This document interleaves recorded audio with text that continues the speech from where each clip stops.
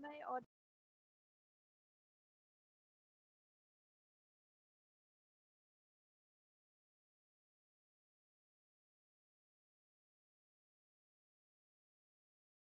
Good afternoon, everyone. I'm not sure whether I'm audible, but let me know. We are going to start with unit. Before we start with unit, I'm just publishing grammar book that you all asked for. You can download it. This is Martin Hewitt Advanced Grammar, and you can do your grammar practice from very detailed book. To understand there are exercises, are explanations, answers are also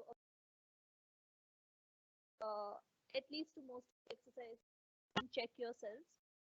So okay, so today we will start with and I'll be teaching from the sharing the book. I did share the book last week. So I hope you all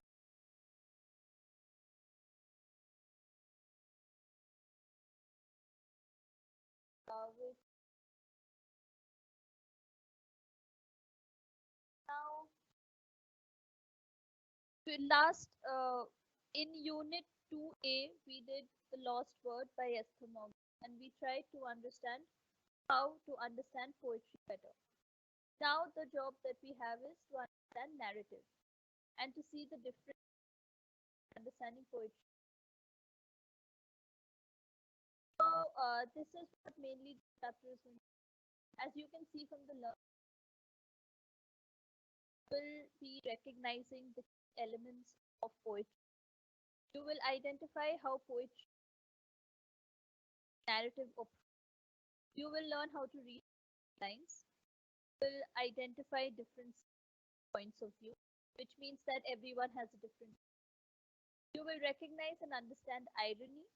Irony is a poetic device.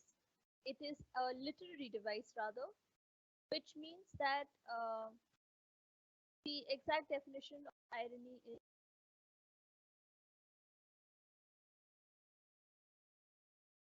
the exact definition of irony is that one uses something, like one says something, normally mean the opposite.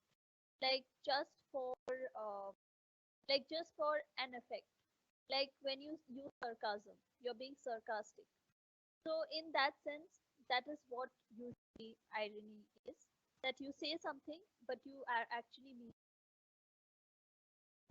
So we will learn how to identify and understand irony, and we will understand this poem Amal Kanti and appreciate the difference in translated writing. That is at times difficult. So we'll be appreciating the art of translation as well. So let us straight get to the poem because it's a chapter. Understanding poetry is very difficult. It's very different from the understanding of narrative, which is pretty evident, right? So the way you read poems is going to be slightly different from the way you read a prose, the way you read a narrative, because a poem is a very concentrated writing. What does that mean? That a poem, obviously, a poem, the structure of a poem is very different from. By looking at it only, you can say that this is a poem. The length varies. In most cases, obviously, you have longer poems, and the way you write a poem is always very different from the way you write a story. Because in poetry, a lot of things are just for poetic effect. A lot of expressions are there to express something which means something else. In a story, it is usually more direct, even though I'm not saying that stories don't have a hidden meaning. But in poems, the deeper meaning is like a puzzle that we have to figure out. A poem is generally short, like I said, so a great deal is said in a very few lines. Yeah, which is what it means by being concentrated. A lot of things are being said in a very few, like is being expressed in very few words. Uh, is my voice better now? I'm holding the mic close.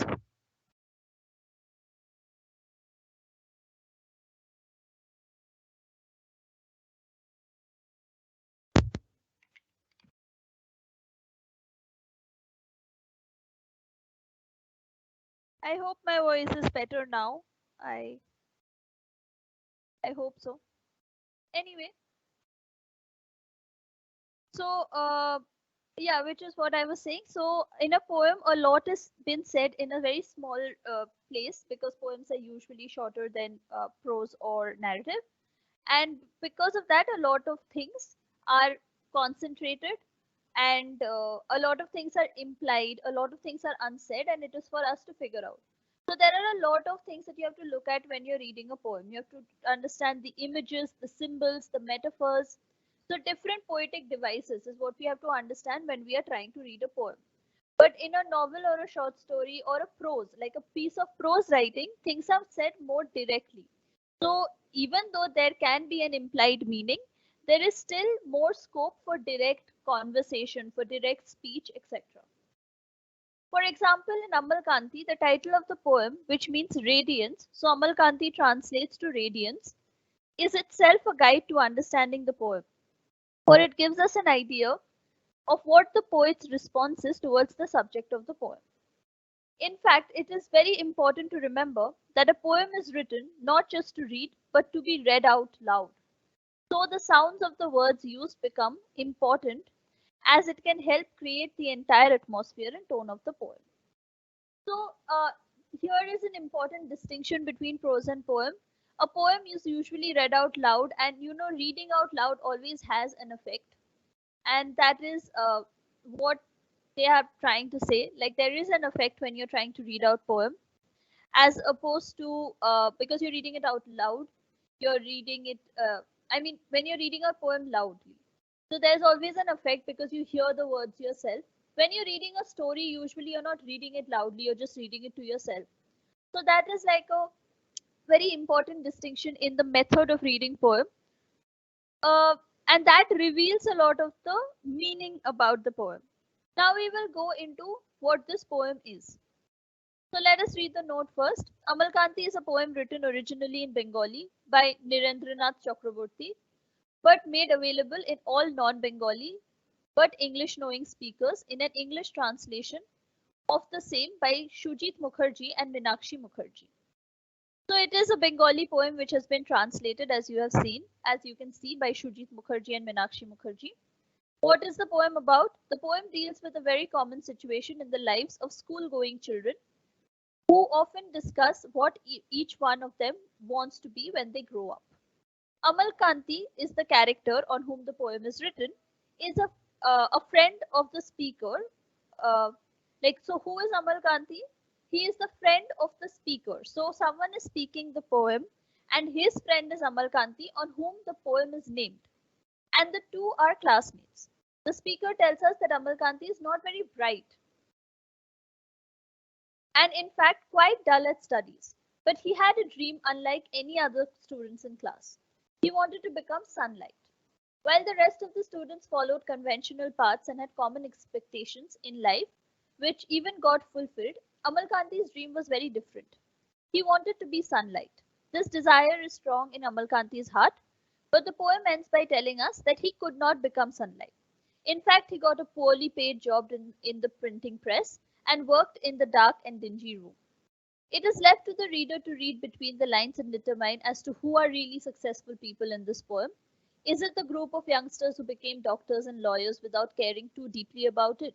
Or is it Amal Kanti who is content with his lot even though not at all successful in the conventional terms? So you can see that this poem is mainly about, is asking you this life question of the careers that we choose, whether we should go for something that makes us happy as opposed to something that is conventionally stable and that probably gives us some stability in life, but it's not something that we care about a lot. And it also brings up the debate of who is bright and who is dull, and whether just because you are not meritorious or just because you don't have very good brains, does it mean that you don't deserve good things in life? So this is like the very important question that comes up.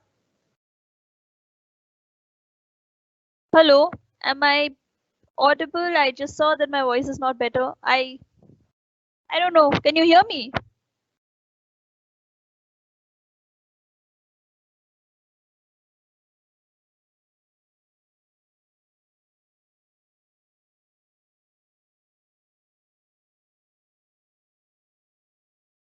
Anyway, uh,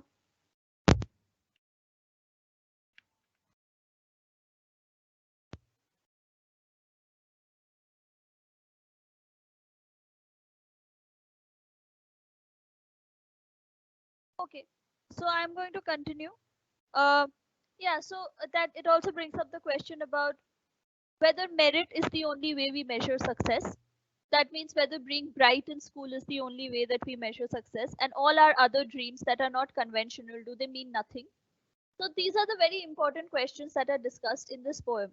But as I said, the poem, like a poem, is a very is a more like is a shorter piece of writing, and the way you deliver things in the poem is very different from the way you write things in a prose. So that is the basic difference that we are going to understand and see here. So let us see the first stanza of the poem. The first stanza is Amalkanti is a friend of mine. We were together at school. He often came late to class and never knew his lessons. When asked to conjugate a verb, he looked out of the window in such puzzlement, and we all felt sorry for him. So it's a very simple poem. If you just read it, you can understand the meaning that Amalkanti is a friend of the person who is writing the poem, and they were together in school. He came late. He never knew his lessons. He never studied. Whenever he was asked to conjugate a verb or his tenses, he looked out of the window and he did not know the answer. And everyone felt sorry for him. So you can see this is like a very simple meaning. Now uh, let us see the explanation of this first bit. The poet begins the poem by introducing us to this one person who is going to be the focus of the whole poem. He begins by telling us about Amalkanti, his friend, and that they were together in school. When asked even a simple grammar exercise like to conjugate a verb, he could not do it and looked puzzled, and was puzzled and looked out of the window. And everyone felt sorry for him. So the poem begins with the first person, and the speaker addresses the readers directly. At this time, however, we cannot be sure whether the poet is speaking. So obviously, we don't know whether it is the poet who is speaking or it's an imaginary person. This is hard to know. The lines are short and the tone is conversational, which means you can see the size of the lines. They are very short lines. Unlike the line that Doodle Dude was asked to write from one end of the page to the other end of the page. Obviously, this is nothing like that. Each sentence has 5 words, like barely 5 words. So you can understand they are like very short lines. And the grammar and the English is very simple and the tone is conversational. It's like someone is telling you a story about this boy Amalkanti. Like the poet is telling you a story, like having a conversation with you.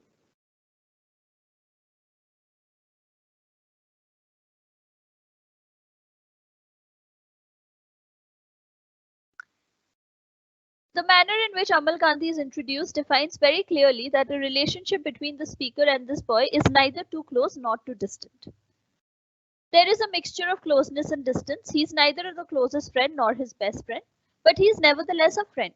The stanza progresses with confident and amused tone, and the speaker describes how Amalkanti was a weak student and he often came late to school and never knew his lessons. In the concluding line, we take into account what is left unsaid. In a normal classroom situation, if a student fails to provide an answer to a simple question, rest of the students make fun of him. But here the case is different. The speaker tells us that we felt sorry for him. The reason for this is obviously Amalkanti. He looks lost and confused and he invokes a response of pity rather than ridicule from his classmates. The poet coins a special word, puzzlement, to convey the lost and bewildered look on Amalkanti's face, which evokes a sympathetic response from his classmates. So this means that, like I said, it's a very simple poem, so you understood what the poem is trying to say. But the only thing that you can take from here is Amalkanti's classmates were not making fun of him. They were just concerned about him. They felt sorry for him. Maybe because how Amalkanti was so puzzled, like he was so confused what is going on. So everyone was very concerned ki why is this boy not being able to keep up? Why is he not understanding? So this is something that we understand that his classmates were sympathetic towards him. And now here is a special thing about poems. Sometimes poets take the poetic liberty of actually making up words. or putting two words together to sound like one, or just saying something that adds on to the poem. So here the poet coins the word puzzlement. It means to be puzzled. There's nothing special about this meaning. It literally means to be puzzled, but at the same time, uh, the poet is the one who makes this word so that this goes with the rest of the poem. So this is like the first bit of the poem. Now let us see the second bit. Some of us wanted to be teachers, some doctors, some lawyers. Amal Kanti didn't want to be any of these. He wanted to be sunlight, the timid sunlight of late afternoon when it stops raining and all the crows call again. The sunlight that clings like a smile to the leaves of the jam and the to the leaves of the jam and the jam roll. So when we were like even us, when we as kids were asked what we want to grow up and become, most of us had these very uh, ambitious answers: teachers, lawyers, doctors. Some of us even obviously some of us very rightfully said that they wanted to be models, actresses, but everyone said something very ambitious.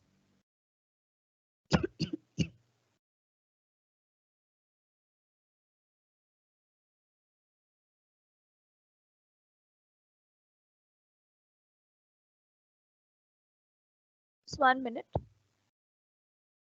Yeah. So everyone used to say something very ambitious. But this person, Amal Kanti, and like Amal Kanti, we also had some people in our class, you also had some people in your class maybe, who did not take interest in becoming one of these things, who were more occupied with becoming something more fascinating. Like Amal Kanti wants to be sunlight. How can it? Obviously, you understand that you can't be sunlight, but you see, it's so different from what other people want. And you can see why he wants to be sunlight. The reason is so beautiful. Like he wants to be the timid sunlight of a late afternoon. Timid means the not the harsh sun that we get like at 12 o'clock in like when it's peak afternoon, but the last rays of the sun that is just soft and mild and that touches you. Like today the weather in Delhi is so lovely, right? So now after class, if you just go out into your balcony or veranda, the sun is going to feel so nice on your skin. Like, and that is what he wants to be. He doesn't want to be harsh sunlight. He wants to be the soft, timid sunlight, like when it stops raining. So I'm sure you all have experienced this sun which comes out after a long spell of rain, and that feels so soothing because you know the outside is still cold, but you can see the sun. That is how he wants to be, because this sunlight just feels like something that clings onto you, like it sticks to you like a smile, like it does on the leaves of jam and jamrul. You know what jam is, and jamrul is also a fruit like the jam.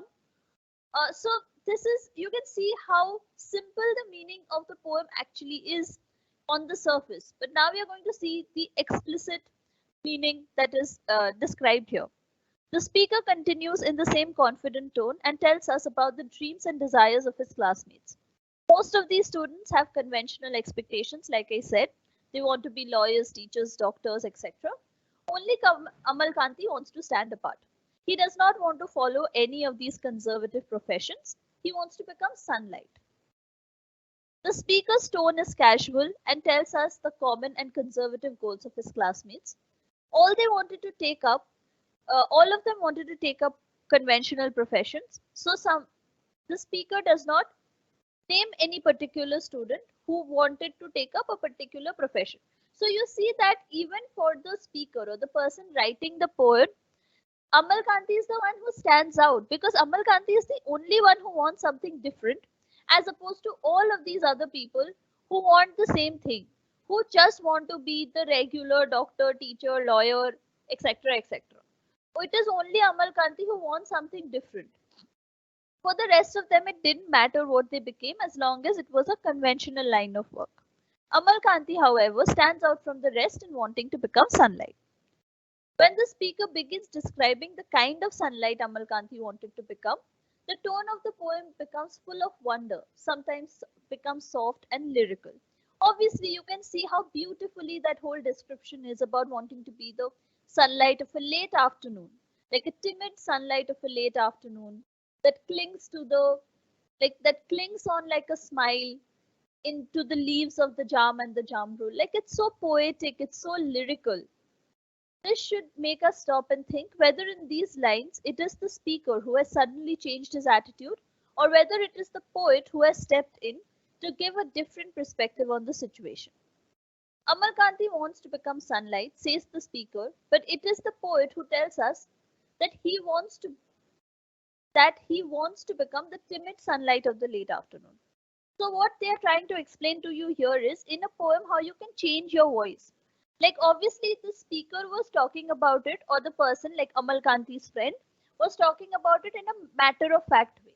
That everyone else in the class wanted to be this, but Amalkanti wanted to be this. Amalkanti was not very bright. He did not remember his lessons.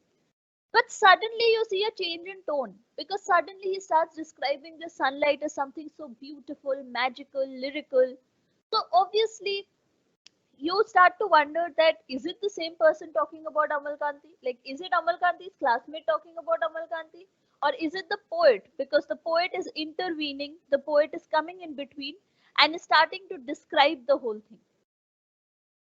While on the one hand, the above quoted lines alert us into the change of tone, on the other, they highlight the fact that Amalkanti's desire is to spread happiness associated with sunlight. That is why it is described as a timid sunlight of a late afternoon that clings like a smile. Which I said, he wants to be soothing sunlight. He wants to be the more happier kind, not the harsh one. So maybe what he is referring to through sunlight, using sunlight as a metaphor is a device used in writing where you use one word to describe the other. Very unrelated words. So you compare something with something in a very unrelated way. Like I'll give you like this is a metaphor like uh, timid sunlight of late afternoon that clings like a smile. So how can sunlight cling like a smile? How can sunlight stick to something? So you're describing something, comparing it with something that is very unrelated. That is what a metaphor is. Uh, the poet has conveyed his point of view through a skillful use of image of the sunlight that he has created. Look at the careful choice of words. The adjective timid aptly describes the softness of the sunlight. In the late afternoon, the sun's intensity is on the declining side. Thus, all the harshness that can be associated with sunlight is removed from Amalkanti's dream. In his dream, there is only softness and happiness associated with sunlight, and the same is achieved through the use of the image of sunlight clinging like a smile. So you can see the difference that the moment he is describing sunlight as something that is not harsh, you know that Amalkanti's dream is to be happy, is to spread happiness, is to spread softness, kindness. He doesn't want to be the harsh sun. He doesn't want to burn your skin. He wants to be the soft sun that makes you so happy, that gives you a good feeling about the bright day, etc. In the above stanza, it becomes clear that there is a difference in perspective between the poet and the speaker of the poem, and the two are not the same. Like I said, the speaker was saying everything as a matter of fact that Amalkanti is my classmate, all my other classmates want to be this, but Amalkanti wants to be this.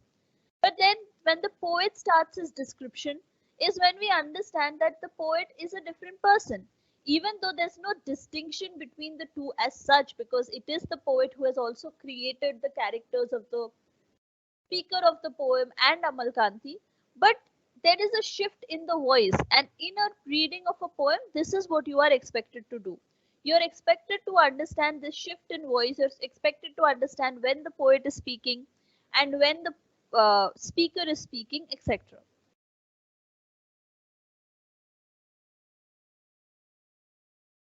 Now let us look at the third stanza.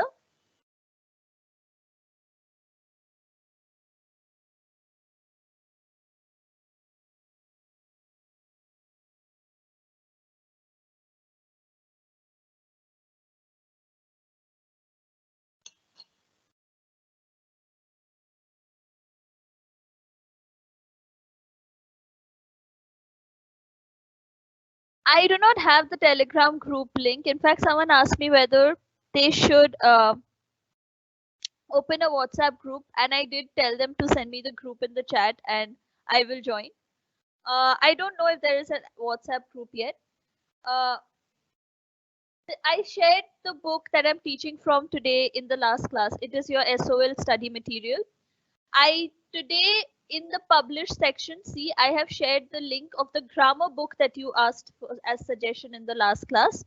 You can practice your grammar from this book. This is Martin Hewing's Advanced Grammar. It is a very good book with the answers available at the back for at least most of the exercises. There is explanation, there's plenty of practice exercises. So this is a good book to practice your grammar. Okay, so we will get back to today's lesson now. Anyway, so now let us see the third stanza. The third stanza reads, some of us have become teachers, some doctors, some lawyers. Amal Kanti couldn't become sunlight. He works in a poorly lit room for a printer. He drops in now and then to see me, chats about this and that over a cup of tea, then gets up to go. I see him off at the door. So you see, now many years later, when they have all grown up, first the speaker was telling you about his childhood, right? He had this classmate Amal Kanti, and he was not that bright. Rather, he was dull, he was confused with his lessons, he couldn't answer simple questions. Then, so those were the childhood story. Now he's talking about present day, like present moment. Ab jo ho raha hai. So some of those students from his class have become teachers, doctors, lawyers. But Amal Kanti, who wanted to become sunlight, he could not become sunlight because you can't become sunlight, obviously. It is so through sunlight, what Amal Kanti was trying to say or imply is that he wanted to be happy and spread happiness as opposed to all these conventional jobs that people want. But because he couldn't become sunlight, so what is Amal Kanti doing in his life? He works for a poorly lit room. Like you can see, he wanted to be sunlight, but now he barely has light in the room he's working. And that is so sad. He works at a printing press, which is a printer, and he comes to see the speaker sometimes. He drops by and they talk about things, they have a cup of tea, and then he goes away. So in the third stanza, we again see the speaker returns to tell us how everybody's dream gets fulfilled except Amal Kanti's. He was told that from the group of students, we are told that some have become whatever they wanted to become. But Amal Kanti couldn't become sunlight. In fact, we are informed that he works in a poorly lit room for a printer. Which I said, like that is such a sad thing. He wanted to be sunlight, but now he barely has light. We are further told that Amal Kanti still makes an effort to stay in touch with his friend, the speaker, and he drops by every now and then and they chat about this and that and they have a cup of tea. So the tense of the poem changes at this point. Like I said, it has moved from the past to the present. So before he was talking about childhood, but now he's talking about the present. The irony is obvious in these lines. I told you what an irony is. An irony is when you say something but you means exactly the opposite. So the irony is obvious.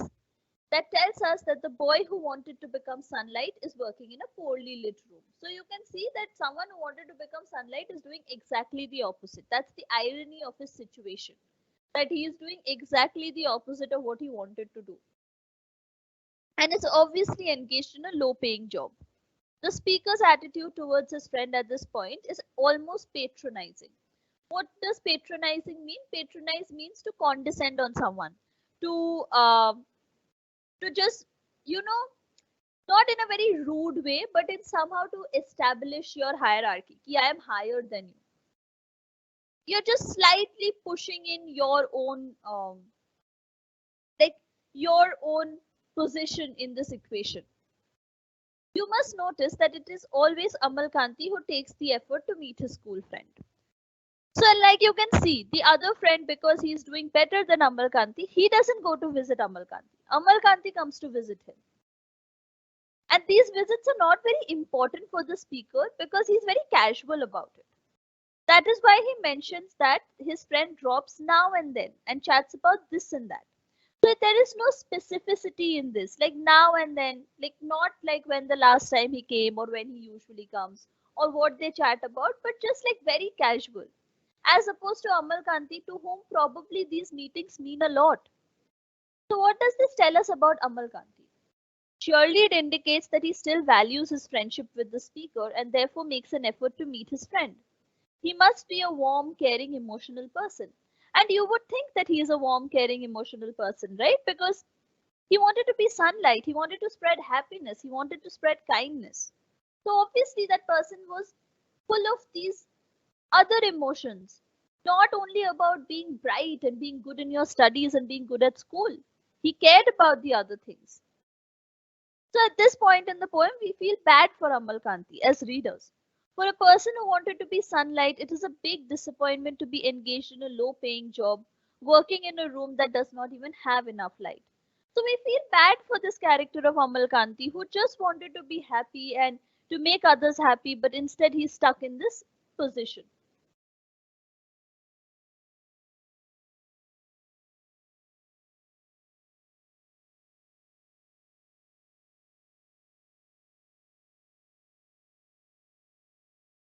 Now we come to the last bit of the poem.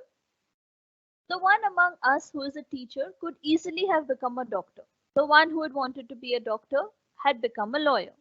It wouldn't have made much difference to him. All of us got more or less what we wanted, all except Amal Kanti, who used to think so much about sunlight that he wanted to become sunlight. So I think this is the most poignant or the saddest part of the whole poem, which tells you that the one who wanted to become a teacher could have also become a doctor. The one who wanted to become a doctor could have become a lawyer. So you see that it made very little difference to them. All they wanted was to be successful and to be stable. It didn't matter if they did it by being a doctor, being a lawyer, being a teacher. They just needed to have stable jobs. But for Amar Kanti, he just wanted to be sunlight. He wanted to spread happiness and he did not. He could not. He just thought about sunlight. He looked out of the window in class. He just loved the sun. He just wanted to be happy, but instead he just has a low paying job. And that is such a sad note for to end this poem, or for the poet to end this poem, that Amal Kanti, a person so full of life, so determined to not just concentrate on the material part of life, ultimately does not achieve much from life. So let us see the explanation of this bit.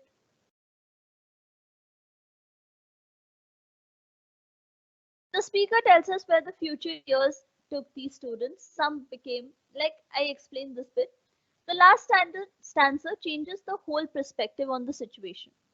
Once again, the distinction between the speaker and the poet gets blurred. So again, we stop understanding whether it is the speaker or the poet, because every time we have confronted the speaker or we have seen the speaker is not the most sympathetic. The speaker is just saying it in a very casual, matter of fact way.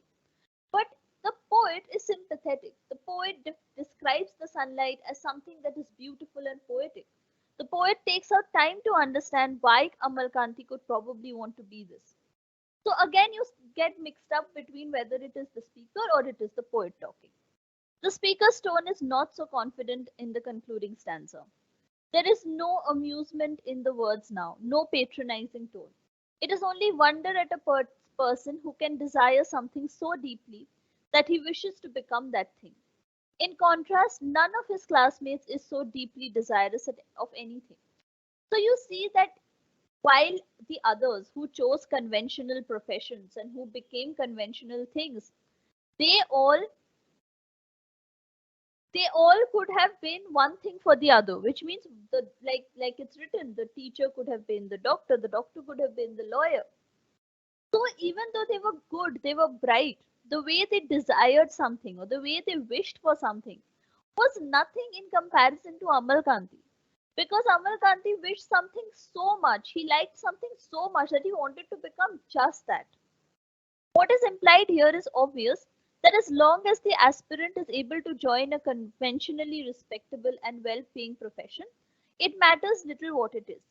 On the other hand, there is Amal Kanti, whose desire to become sunlight is so deep that he is constantly thinking about it. There is an irony in the situation being described here. On the literal level, Amalkanti may be a failure because he may be earning little and working in a very dingy place. But the work he does is that of spreading light of knowledge through books. So you see, there is another meaning that can be associated to this. The fact that he wanted to become someone who spreads light, who spreads happiness. He might as well be doing it right now, right? He might be doing it. He works at a printing press, which means that he prints material to read, and he could be spreading light through books. It is mentioned that he works as a printer through a though in a poorly lit room. He may be far from sunlight, but he is engaged in the task that can be likened to spreading light, the light of knowledge. While we may think that Amalkanti could not achieve his heart's desire, he would be it would be far from the truth, because in that group of boys, it is probably only Amalkanti who is able to get a little close to what he wanted in life. Far from being a failure, he is moderately successful in his own eyes, even though not in conventional terms. So this is the main idea of the poem, that while the others may conventionally look very successful with their high paying jobs, Amalkanti is the only one probably doing something close to what he could do. Because obviously Amalkanti could never become sunlight. How can you be sunlight? So literally that is never possible. But the other thing that Amalkanti could become is when if he could spread that light through the light of knowledge, if he could spread happiness, and maybe the mode, the medium that he chose to spread happiness is through spreading knowledge, and he's got a job at a printing press. So he did become successful in his own way, even though they are not conventional terms of being successful, like having money, having a good having a good designation. But he is happy. This is what he wanted. He wanted to spread light in some way. The poem is giving us yet another perspective on success and failure. In the previous unit, uh,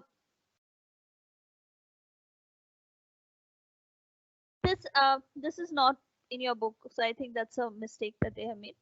But anyway, in Amalkanti, the poet is giving us yet another perspective on success. Success cannot be measured by the amount of money you earn or by seeing how well known you are. Success also means being able to get what you desire, even though worldly terms may see you as a failure. So this is what I'm saying. So ultimately, success, the debate that what is to be successful, all that it could mean is whether you're successful in your own eyes, whether you are doing what you wanted to do. And that is all that is important, to be able to do what you wanted to do. And this has nothing like this has nothing to do with whether you are conventionally rich or not, whether you are financially doing very well or not. What is important is that when Amalkanti goes to sleep at night, he knows that even though he's not doing the best job in the world, he's still doing something he likes. He is spreading the sunlight that he wanted to spread. He is spreading happiness in certain ways, and that is what is important here. So let us sum up the poem. After reading Amalkanti, what are the few things that we learn? We have seen how a poem is to be read and how it is different from a narrative. So which I'm saying is that we saw that a poem is to be read out loud. There could be implied meaning, the dual tone of the poet and the speaker, like the blurring of the lines between, or the fading of the lines between the two perspectives. So we noticed all that in the poem. We see poetic language, the use of symbols, images, and associations. So we do see how poetic language is used, like puzzlement. We see the use of symbols like sunlight, leaves, after rainfall. So, these are symbols and images that we have in our heads from other circumstances and situations. We know what sunlight feels like after rainfall. We know what sunlight feels like in the late afternoon. So these are the things that we analyze in this poem. We have also seen how a poem, when translated, fails to catch some of the nuances. Well, I don't know whether this is something that we have achieved to do, because you don't know the original, like the Bengali version. And I'm not even sure whether that is a discussable thing, because I know that a lot of students probably don't know Bengali. And even if a few do, it probably isn't the best way to continue in class.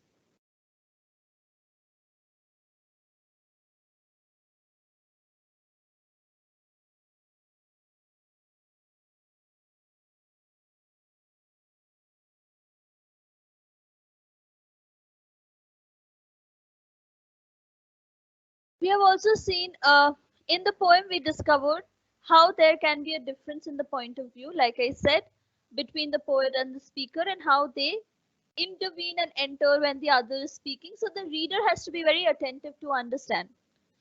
The poet's sympathetic attitude towards Amalkanti vis-a-vis the speaker's condescending one becomes apparent only after we have understood the difference in point of view. So how do you understand this tone shift? It is when you read it out loud. It is when you try to see the difference in point of view. Like, when is the speaker talking?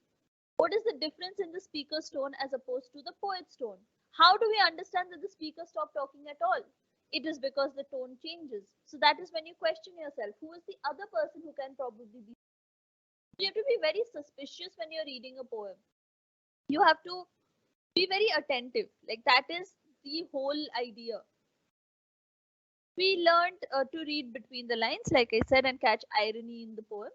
So to be doing exactly the opposite of what you could be doing. Though on the surface the poem seems fairly simple about two classmates who have grown up and gone separate ways, yet it offers a different dimension to what success means. So there is a deeper meaning. It raises a lot of questions and debates on what is success. How do we define success? Is it just the conventional terms? Or is someone who is not conventionally successful but is happy is the actual successful person? We have understood the association attached with the name Amalkanti in the original and have been able to deduce the underlying theme of the poem. That one's meaning of being successful is to be able to do what your heart desires. So I said Amalkanti means radiance. You can see how Amalkanti's name is relevant. Radiance like the sun. So he wanted to be sunlight. You can see this whole connection. And you can see that being successful at the end of the day is to do what your heart desires, is to do what makes you happy. And that is what success is. It doesn't matter if success is it doesn't matter if someone else has a different meaning of success, because everyone's meaning of being successful is different and everyone looks at the world differently, and there is no one particular meaning that you can associate with it. They've given you a glossary which means the meanings that you don't know. You can look it up here, and now they have given you some exercises that you can do. You can do these exercises, read up and see what these exercises have asked you to do.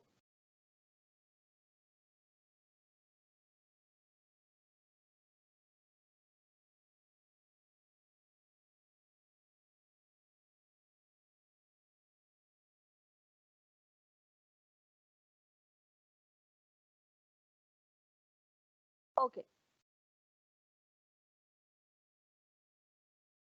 so what they have given you now is again to practice, right?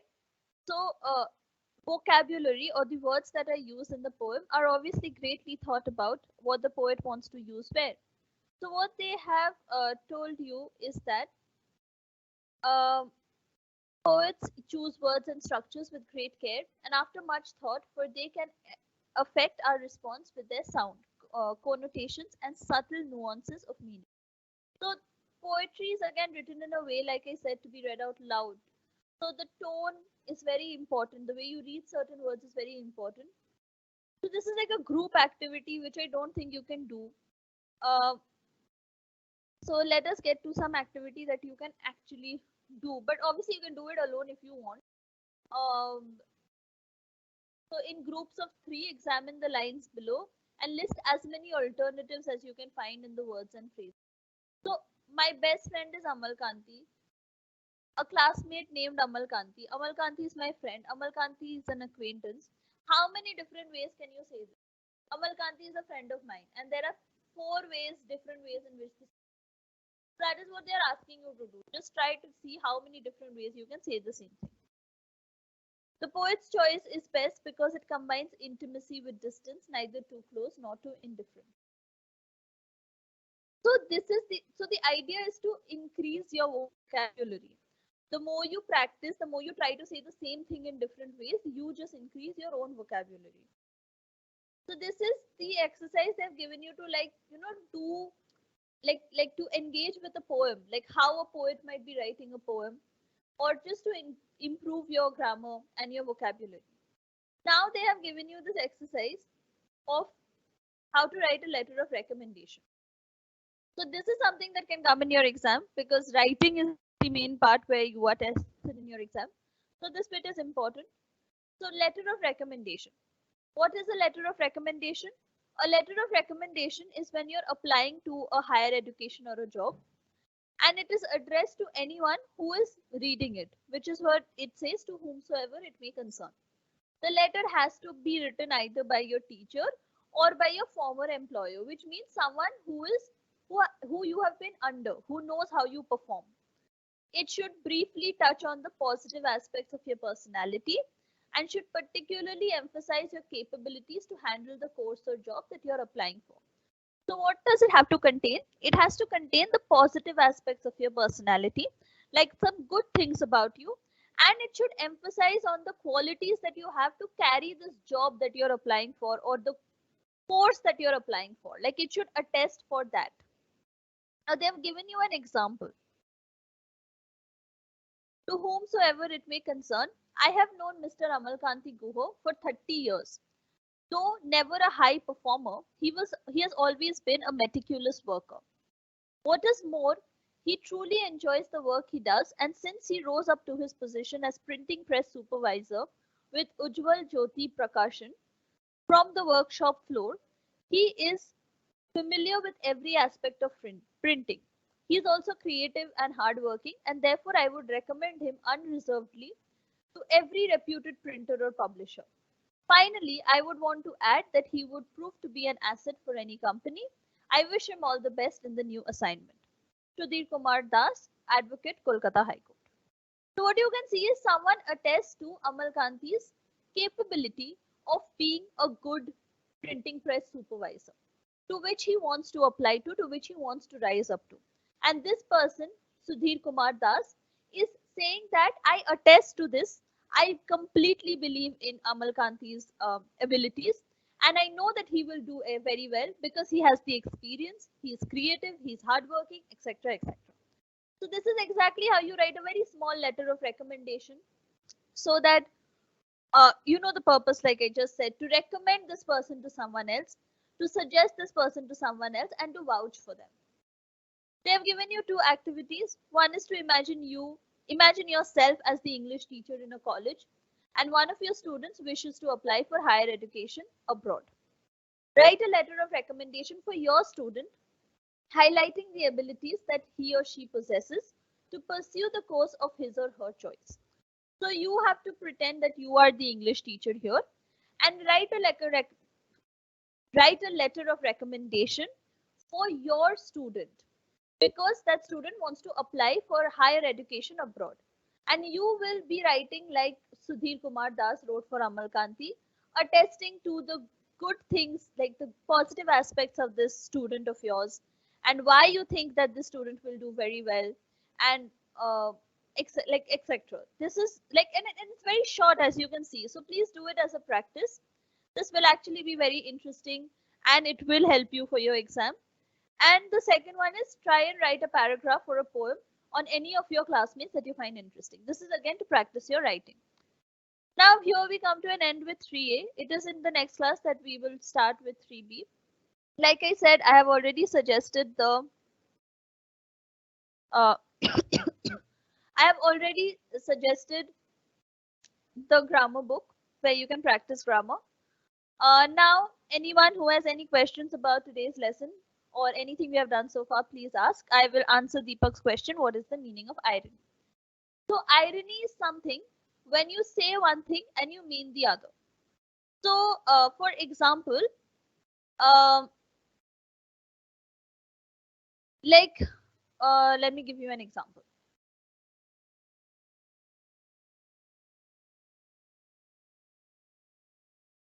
So say you are saying that mm,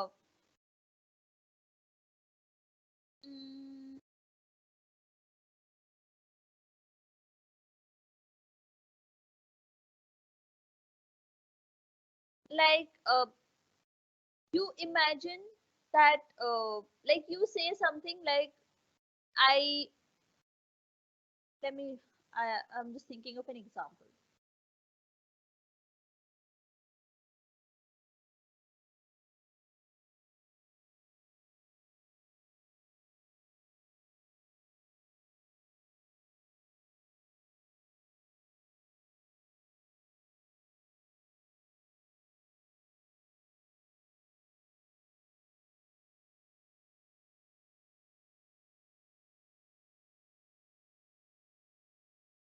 So it is like a contrast between what you expect and what is actually happening. So like he wanted to be sunlight, right? We all know that. We all are aware of that bit that he wanted to be sunlight. But what actually happens is he lands up working in a dimly lit room. Like there's barely any light in that room. So that is the irony of his situation, that even though he wanted to be sunlight, what he ultimately does is he's working at a place that is exactly the opposite. So it is about one's desire and how contrasting the ultimate result is. So that is the irony of the situation. So that is one meaning of irony. The other meaning of irony is like you say something to someone in a sarcastic way. Like you mean something, but you say something else just so that you can be sarcastic. Like you tell someone, not just so that you can be sarcastic, like you tell someone, for example, break a leg. Break a leg is an example, like is an expression that you give for, say, all the best. But obviously, you don't mean that they literally grow, like they literally go and break a leg. What you mean is all the best. So that is like an ironical sentence. Break a leg when it literally means do well. You're not asking them to break a leg. So this is like you say something when you mean quite the opposite, or you want something and quite the opposite happens. So this is what usually an irony is. Now, as a literary device, irony can be there is dramatic irony.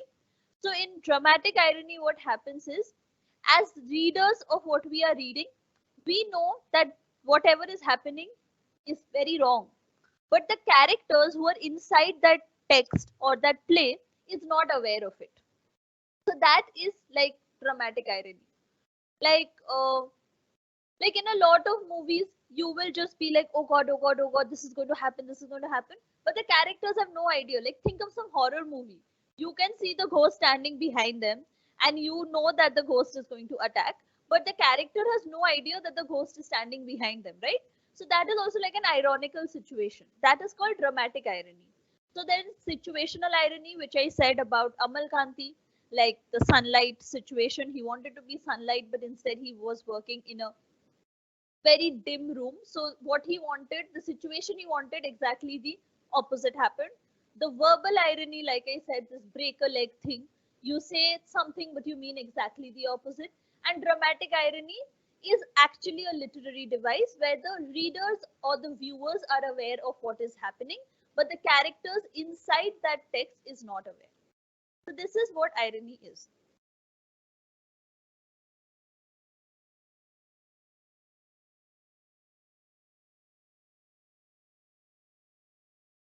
Yeah, I can tell you a book for AECC.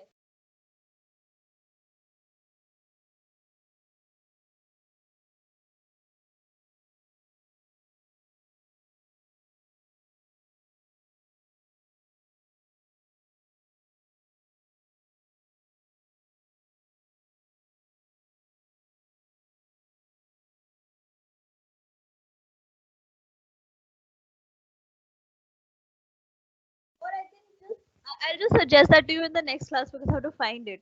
Like I can give you that suggestion on Sunday.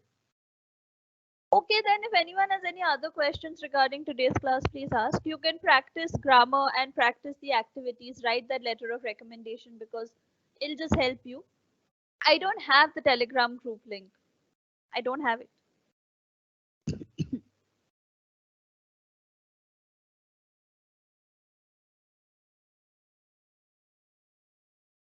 Okay, I will see you all on Sunday then. We will start with Unit 3B.